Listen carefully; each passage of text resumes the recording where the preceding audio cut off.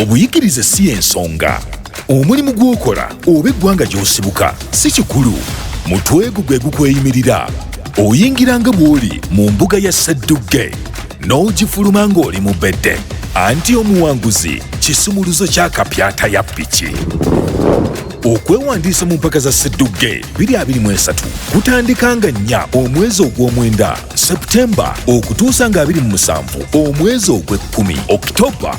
Woofiisi za Lugonvuzi Show ku Ham Towers e Makerere opposite Makerere University Main Gate. Oba kuba ku ssimu 0709 668 566 okumanya ebisingawo. Jjukira nti okwewandiisa kwa bwereere.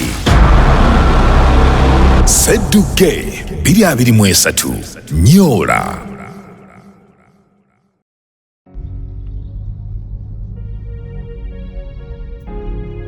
Osobola kirowooza kubanga olwaliro kiyinza okuba nga tekiri ku ggwe naye ng'enkya kigenda kujja ku ggwe. Omusirusiru yalengera omuntu ng'agwa n'amufuula emboozi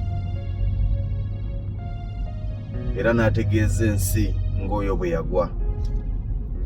Naye omugezigezi buli lwalaba omuntu agwa naddala ng'abali mu field y'emu amufuula kyakuyigirako era afuba nnyo okunoonyereza okuzuula ki ekisudde omuntu oyo naye kireme mmusuula.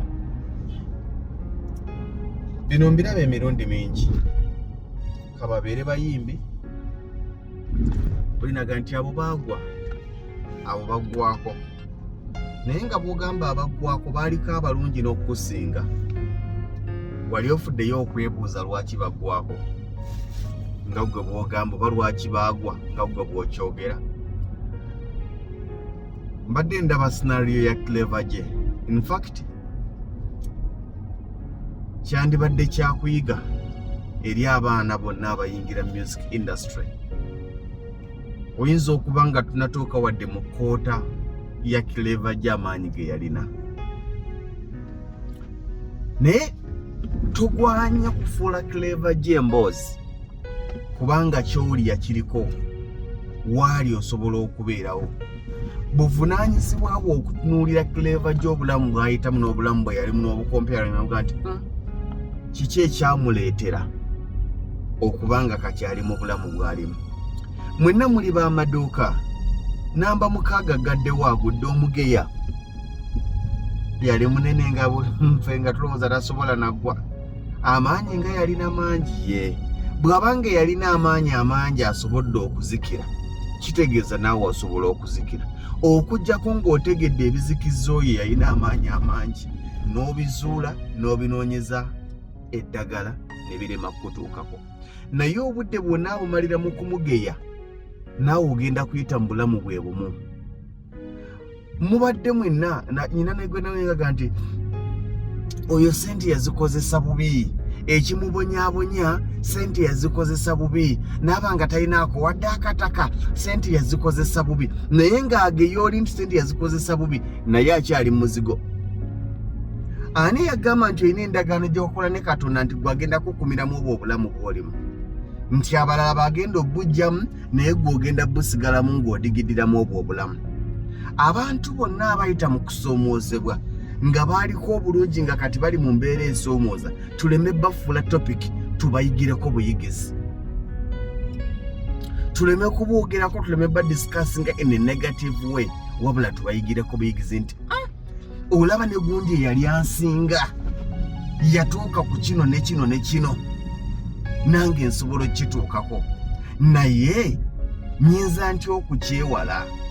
Waliwo ebintu ebimu nga tosobola kubyewala naye ngoga nti kale sisobola kyewala kituukako naye bwe naaba nkituuseeko n'akiyitamu ntya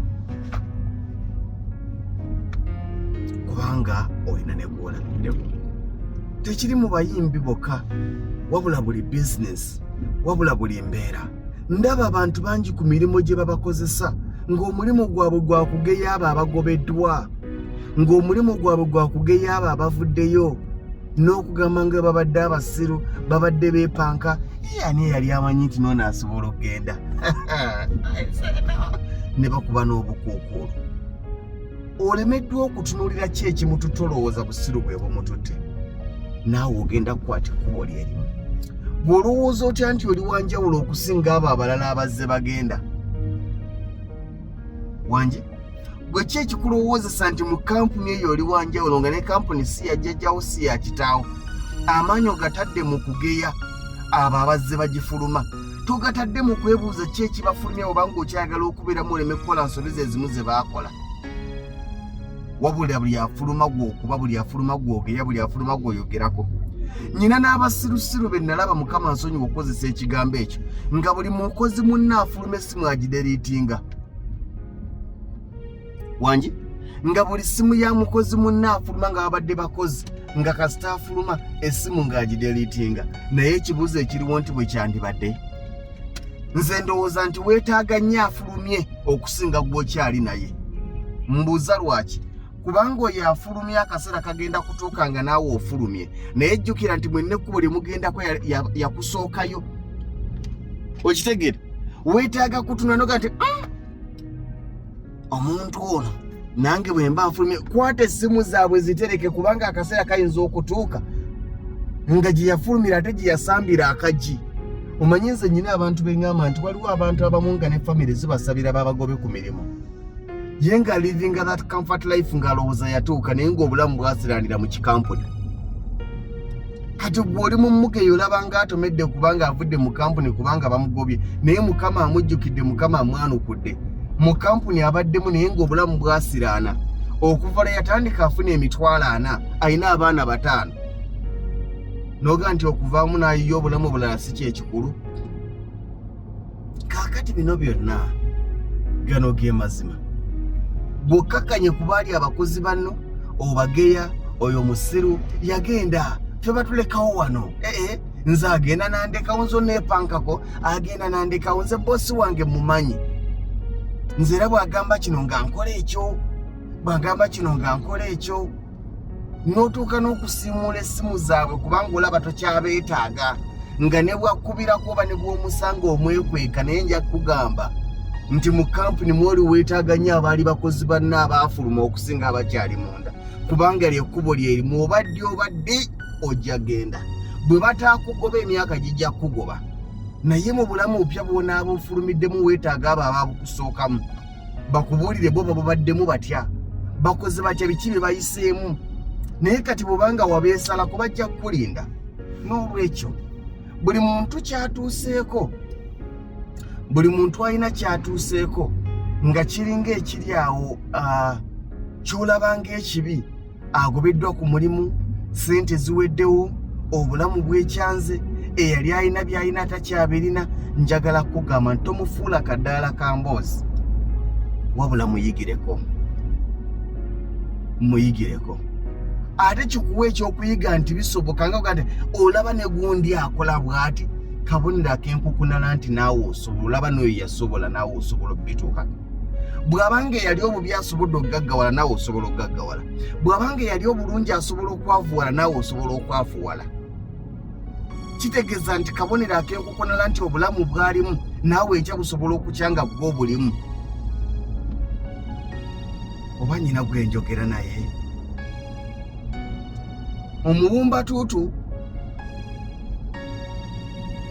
okugwa kw'abalala agifuula mboozi, naye omugezigezi okugwa kw'abalala alifuula ssomo era n'aliyigirako, okulaba ng'ekituuse kwabo ye tekimutuukako. Ogwa mu bawumbatuutu abafuula okugwa kw'abalala emboozi, oba ogwa mu bagezigezi nga buli gwalaba abadde obulungi n'afuna okusoomoozebwa, afuna kyamuyigirako. Kirowoozeeko, mubeere bulungi.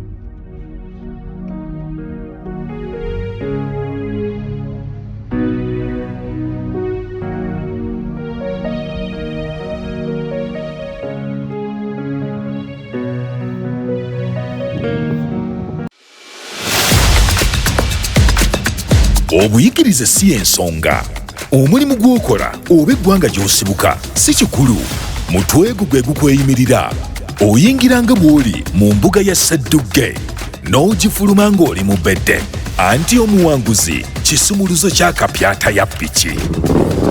okwewandiisa mu mpaka za Ssedduge 2023 kutandika nga 4 omwezi ogw'omwenda Septemba okutuusa nga 27 omwezi ogw'ekkumi October woofiisi za Lugonvuzi Show ku Ham Towers e Makerere opposite Makerere University Main Gate oba kuba ku ssimu 0709 668 566 okumanya ebisingawo. Jjukira nti okwewandiisa kwa bwereere.